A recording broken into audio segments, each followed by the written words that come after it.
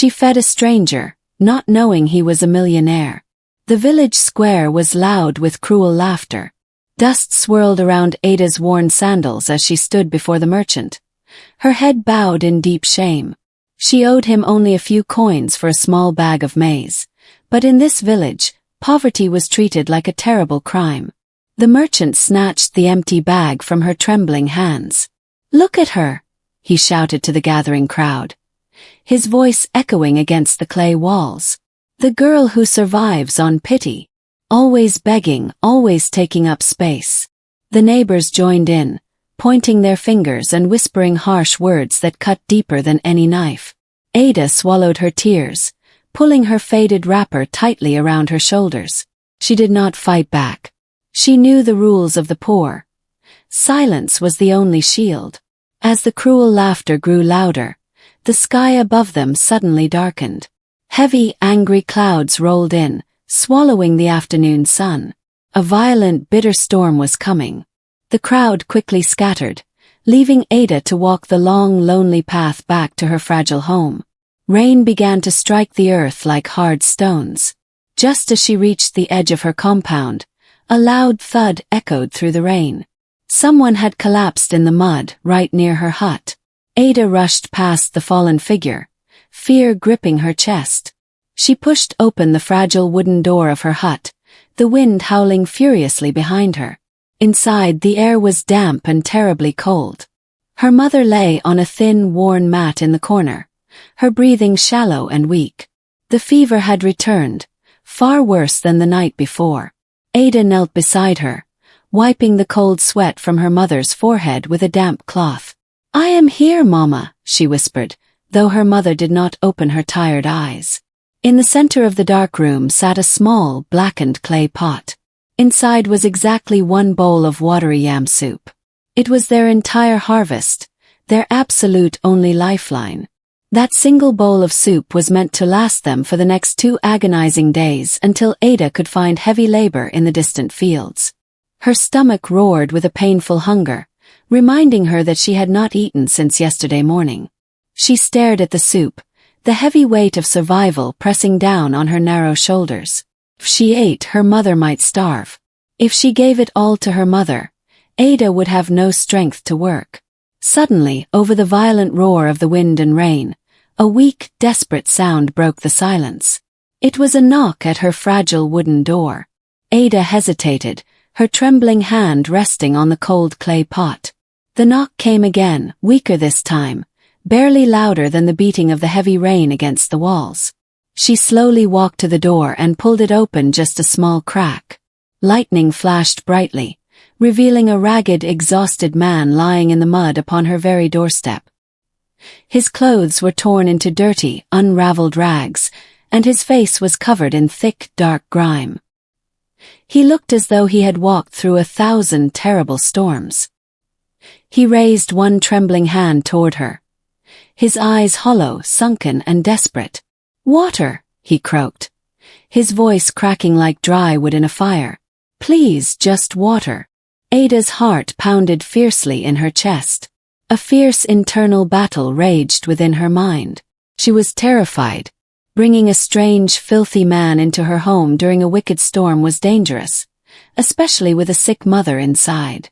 Just then, a group of villagers ran past, seeking temporary shelter from the rain under a large baobab tree nearby. They saw the stranger at Ada's door and began to shout over the terrible storm. "Leave him in the mud, Ada," one neighbor yelled. "Send him away. He is cursed," another screamed loudly. "You have nothing for yourself. Do not invite a useless burden inside." The shouts of the villagers echoed in the cold air, but Ada looked down at the trembling man. He was shivering violently, his lips pale and cracked. The fear in her heart slowly gave way to a deep, heavy sorrow. She knew exactly what it felt like to be discarded and abandoned by the world. Ignoring the cruel warnings of her neighbors, she reached out, grabbed the stranger by his dirt-stained arm, and dragged his heavy body inside her dark hut. She quickly shut the door, silencing the mocking voices outside. She helped him lean against the mud wall. He was too weak to even lift his head. Ada looked at the small clay pot in the center of the room. It held the last meal she and her dying mother possessed. Her stomach twisted with a sharp, burning pain, begging for food. But she walked to the pot, poured the warm, watery yam soup into a wooden bowl, and brought it to the stranger. She lifted it to his lips. He drank greedily, tears mixing with the grime on his face. She was giving away her very survival. As he finished the very last drop, the stranger slowly lifted his head. His dark eyes locked onto hers, studying her carefully, silently, before he finally closed them and slipped into a deep, exhausted sleep. The storm outside grew into a massive beast, tearing through the village with a violent rage. Even through the thick mud walls, Ada could still hear the harsh voices of the villagers taking shelter nearby. Their words pierced the night. "Look at the foolish girl," one woman laughed bitterly. "She feeds a dead man while her own mother rots in the corner." Another voice chimed in, loud and sharp. "Kindness won't fill your empty stomach, Ada. You will both die of starvation by tomorrow morning." The words burned Ada's spirit. The social rejection felt heavier than the storm itself. She sat on the cold dirt floor, pulling her knees tightly to her chest, trying to block out the hateful sounds. But the night was far from forgiving. As the wind howled fiercely, a loud crack echoed from above. The old, dried thatch of her roof finally gave way. Cold rain began to pour directly into the hut. Ada panicked. She quickly dragged her mother's sleeping mat to the driest corner, shivering as the freezing water soaked her own thin clothes. The stranger remained asleep, oblivious to the rising water. Ada sat in the dark, hungry, freezing, and utterly humiliated by her own people, wondering if her ultimate sacrifice had only brought her closer to the end. Hours passed, and the violent storm slowly began to quiet down into a steady, gentle rain. The cold inside the hut was biting. Ada sat awake, watching the slow, rhythmic rising and falling of her sick mother's chest. From the shadows across the room, a deep, steady voice suddenly broke the quiet stillness. "You have nothing," the stranger said softly. Ada turned her head. In the dim light, she saw that the man was awake, sitting up and watching her closely. His voice was no longer weak and cracked. It carried a strange, calm authority. "You are starving," he continued, looking at the empty clay pot. "The people outside hate you. Your roof is broken. Yet when I asked for water you gave me your last bowl of soup. Why?" Ada looked down at her muddy hands. She thought of the merchant's cruel laughter and the painful emptiness in her belly. She took a slow, deep breath. "Because," Ada whispered into the darkness, her voice trembling but true, "hunger should not meet hunger. Pain should not meet pain. If we lose our mercy, we are worse than the storm outside." The stranger did not say a word for a very long time. He simply looked at her.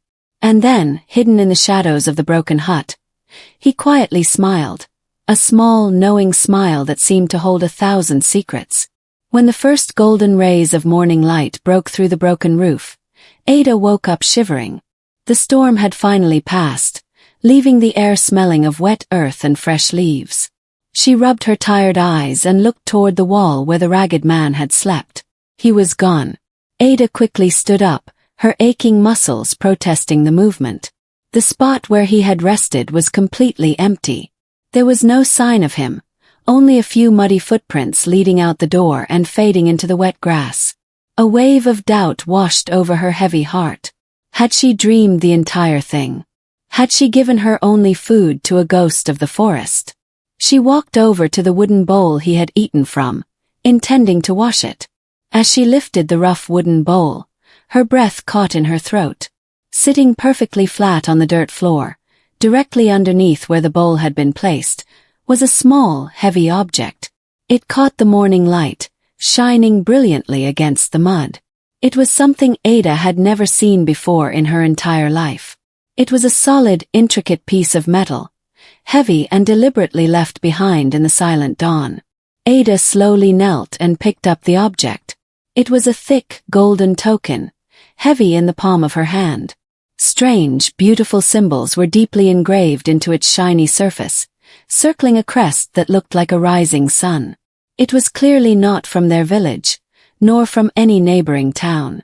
It looked incredibly valuable, the kind of object that only royalty or the extremely wealthy possessed. Her heart raced with a sudden, overwhelming curiosity. Who was that ragged man? Why would a beggar carry something so precious? But curiosity was quickly replaced by a sharp, biting suspicion. If the villagers saw this token, they would immediately accuse her of stealing it. They already called her a beggar. They would not hesitate to call her a thief. She quickly wrapped the heavy token in a small piece of cloth and hid it deep inside the thatch of her remaining roof. For 3 days, Ada survived by begging for leftover scraps from the yam farmers, bearing their insults to keep her mother alive. The memory of the stranger began to fade like a distant dream.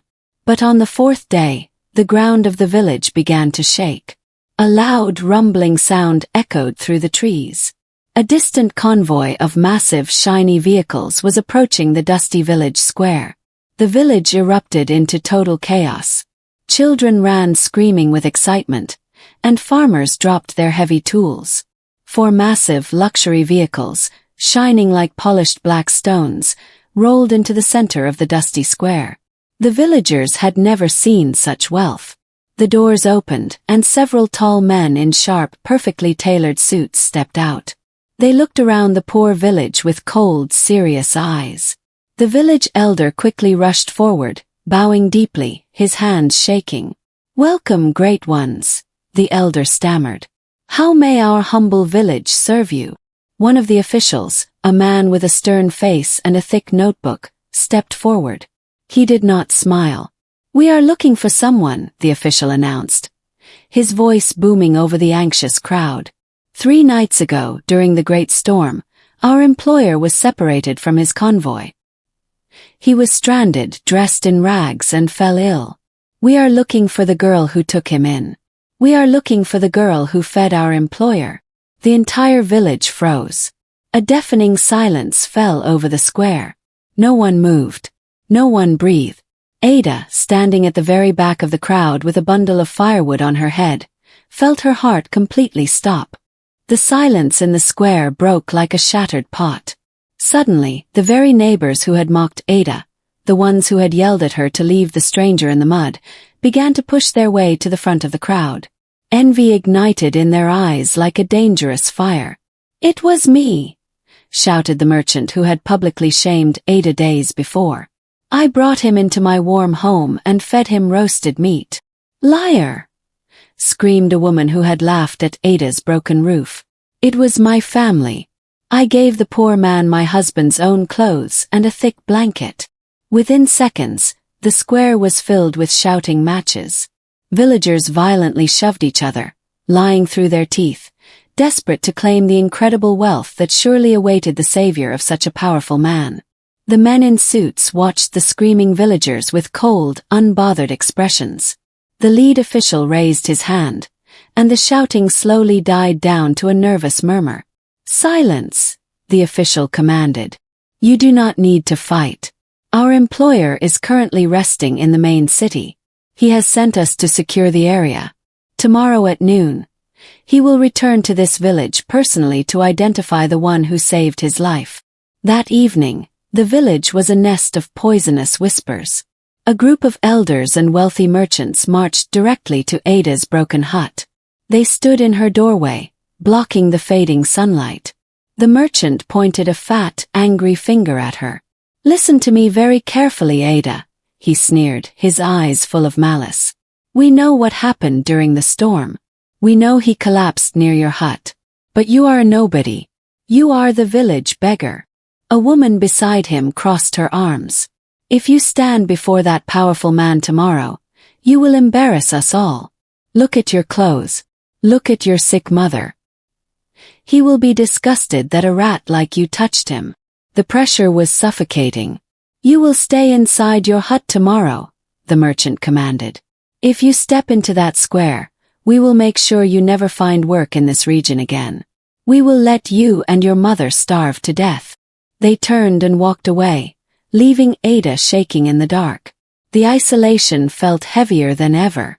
She looked at her mother, who was coughing weakly on the mat. Stepping forward meant risking the total destruction of their fragile lives. She sat on the floor, deeply considering staying silent and letting the liars take the reward. The next day, the sun sat high and hot in the sky.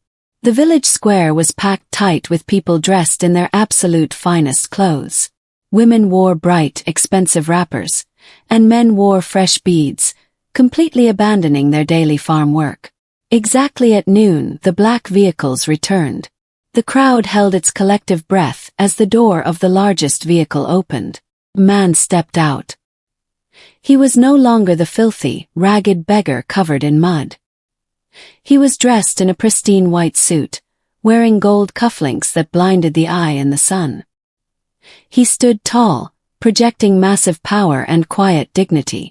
But when he removed his dark sunglasses, the gasps from the crowd were so loud they echoed off the trees. It was him. The same exhausted face, the same dark, piercing eyes. The shockwave that hit the village was physical. People stepped back in pure awe and terror. He slowly walked to the center of the square, looking at the sea of faces with a calm, unreadable expression. His officials stood perfectly still behind him. The millionaire folded his hands in front of him and spoke, his deep voice carrying across the silent dust. "Who fed me that night?" For a brief second, fear held the crowd hostage. But the smell of immense wealth was too intoxicating. Greed quickly overtook their senses. Several villagers immediately stepped forward, pushing each other out of the way to reach the front. "My lord, it was I," the merchant declared, bowing so low his head nearly touched the dirt. "I gave you the finest roasted goat and gave you a bed of soft feathers." "Do not listen to him, great sir," a wealthy woman interrupted, practically shoving the merchant aside. "It was my family. We brought you in from the cold rain and served you rich palm wine. We kept you safe from the terrible storm."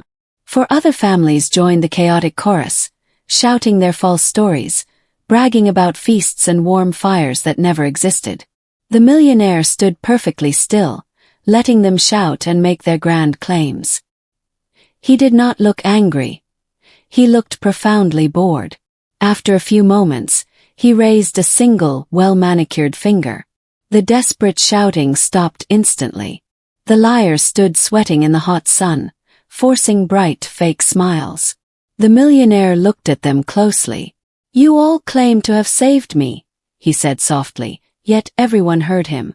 "Then I ask you for simple proof." The millionaire slowly paced in front of the sweating liars.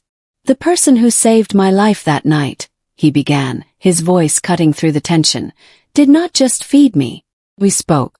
In the darkness of a broken room, I asked my savior a question, and my savior gave me a very specific answer." He stopped and locked eyes with the merchant.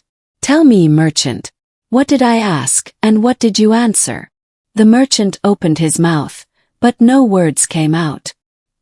He stuttered, his face turning pale. You asked for more meat, my lord.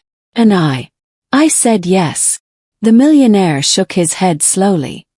He turned to the wealthy woman. "And you? What were the words spoken in the dark?" She visibly trembled. You thanked me for the wine. And I told you that you were welcome." The millionaire sighed, a look of deep disappointment crossing his face. The exposure was building, a slow, humiliating unmasking of the village's elite. None of them knew the words. None of them had been there. The liars began to look at the ground, thoroughly defeated. Far in the back of the crowd, hidden behind a tall farmer, Ada stood perfectly silent, her heart pounding against her ribs like a trapped bird. The millionaire turned his back on the humiliated liars and faced the rest of the silent crowd. The stakes in the air suddenly shifted, growing heavier and far more dangerous. "There is something else," the millionaire announced, his voice turning cold and sharp like a blade.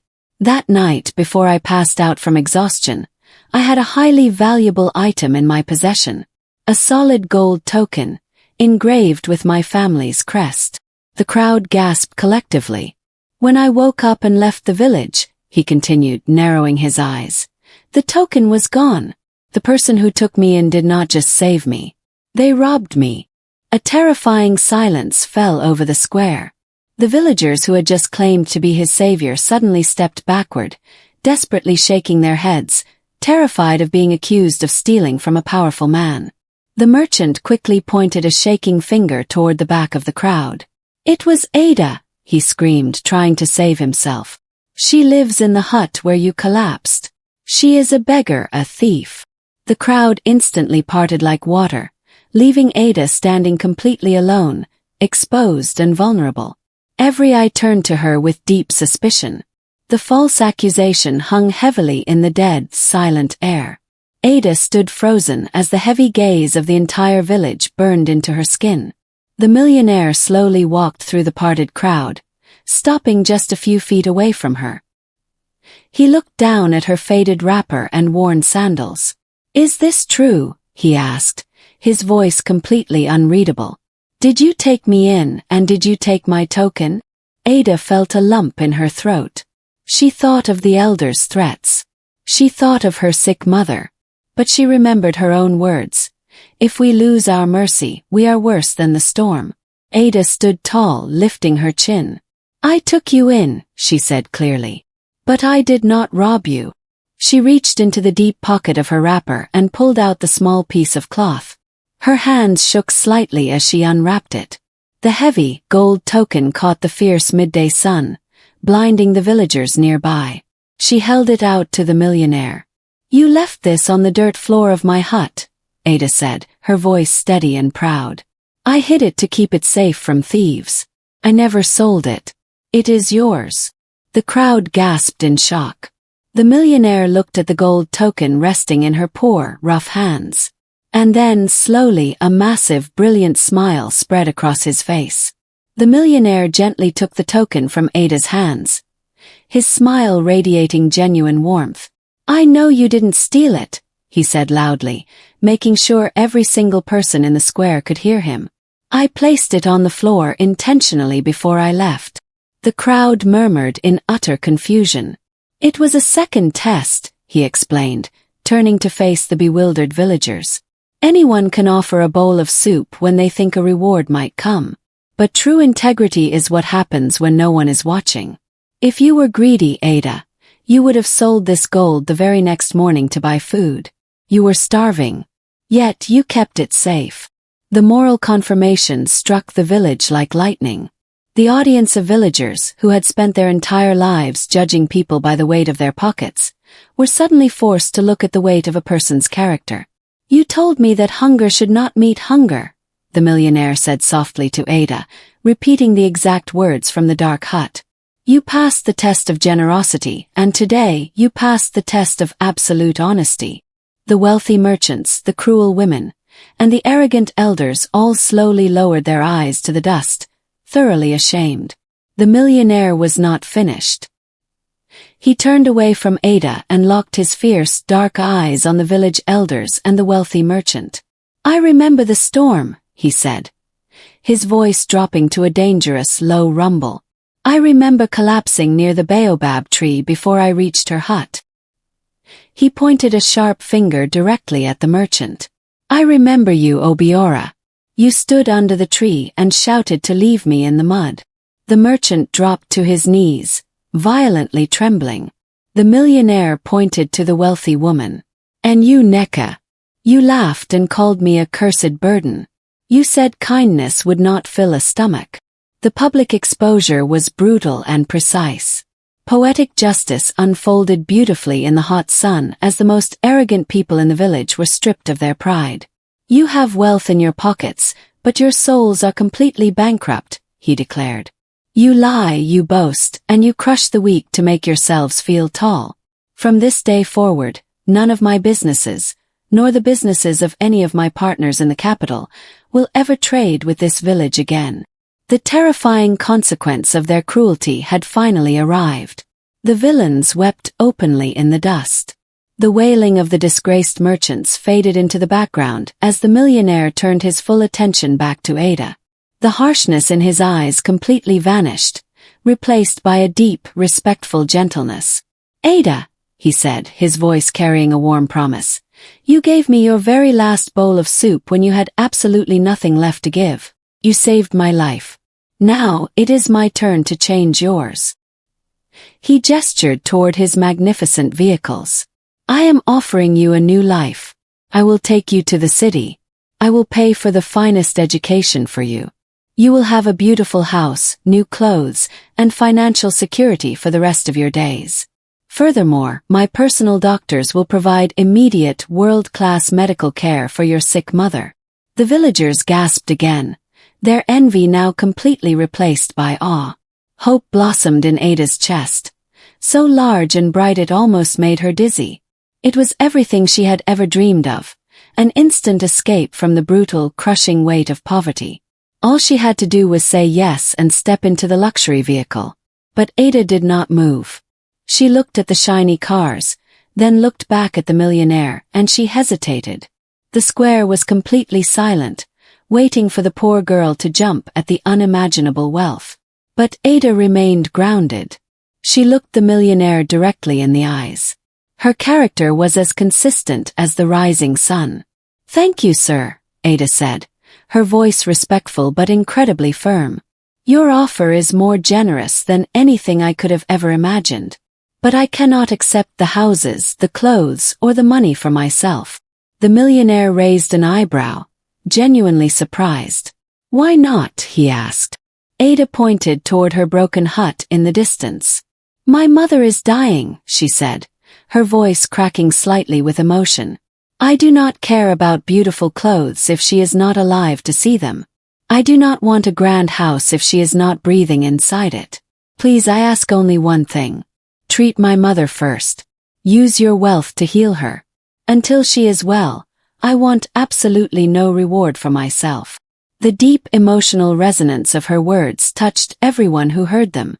The millionaire stared at her for a long moment. Slowly, he nodded his head, his eyes shining with a profound, immeasurable respect. As you wish, he whispered.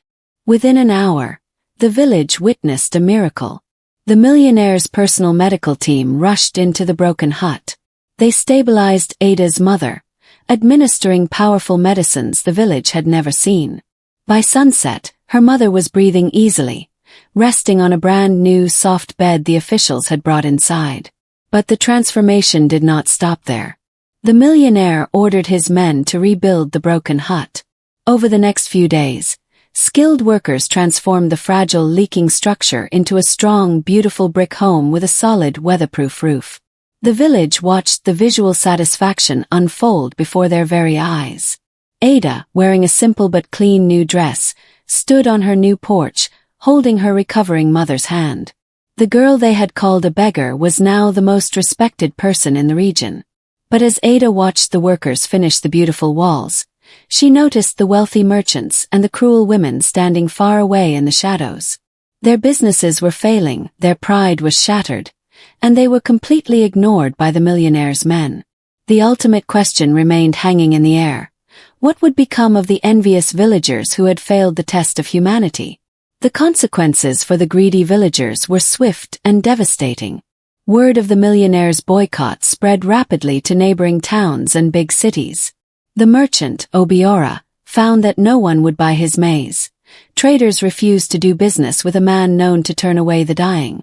Neka, the wealthy woman who had mocked Ada, was publicly shunned by her high society friends. Their grand claims and lies had destroyed their public trust forever. The very people who had looked down on Ada were now experiencing the bitter taste of isolation and financial ruin. Their greed had literally become their downfall. Poetic justice balanced the scales of the village perfectly. They had chosen to worship money over humanity, and now the money had abandoned them. One evening, as Ada sat comfortably in her strong new home, the millionaire returned for one final visit. He sat across from her at a sturdy wooden table, drinking a simple cup of water. Your mother is fully healed, he said, smiling. And those who mocked you are facing the ruin they deserve. My debt to you is paid. However, I have one final test for you, Ada. A final choice. The millionaire leaned forward, his expression turning deeply serious. I run a massive charity foundation across this country, he explained. We build schools, clinics, and provide food for the most vulnerable. But I struggle to find people to manage it. The wealthy people I hire only understand numbers. They do not understand the human heart. They do not understand the pain of a leaking roof or the desperation of an empty pot. He reached across the table and placed a thick, official document in front of her. I am offering you a full partnership in my foundation. You will have immense power and endless resources. I want you to direct my wealth, because you understand compassion far better than anyone I have ever met. It was the ultimate unexpected twist. She was not just being offered a reward. She was being offered a throne of influence. Her status would instantly elevate from a village girl to a national leader of charity. You can leave this village behind forever, the millionaire concluded softly. You can move to the capital and never look at the people who hurt you again. Ada looked at the document. Her choice would define the rest of her life. Ada looked out the window of her new home. She saw the dusty square where she had been publicly humiliated. She saw the shadows where the disgraced merchants now hid. She had every reason to hate this place and leave it behind forever. But she remembered her own words. If we lose our mercy, we are worse than the storm. Ada slowly pushed the document back across the table, shaking her head. The millionaire looked surprised. I accept your partnership, Ada said warmly. But I will not leave. I choose to stay right here. She looked him in the eyes. I will manage the foundation from this village. We will build the first school right here in this dust. We will build the clinic where your life was saved. I will not punish my people by leaving them in darkness. I will invest in their growth so that no other young girl ever has to beg for maize again.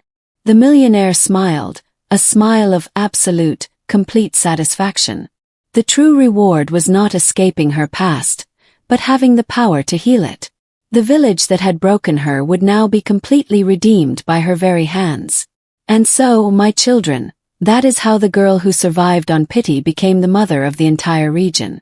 The village transformed into a thriving town of schools and hospitals, all managed by Ada and the foundation. The merchant and the cruel women were forced to learn humility, eventually working honestly in the very clinics Ada built. They learned the hardest lesson of all, a lesson I now pass down to you by this firelight. The world is full of tests disguised as storms. Wealth is a test designed for the greedy, to see if money will harden their hearts. But poverty is a fierce test designed for the generous, to see if suffering will break their spirit.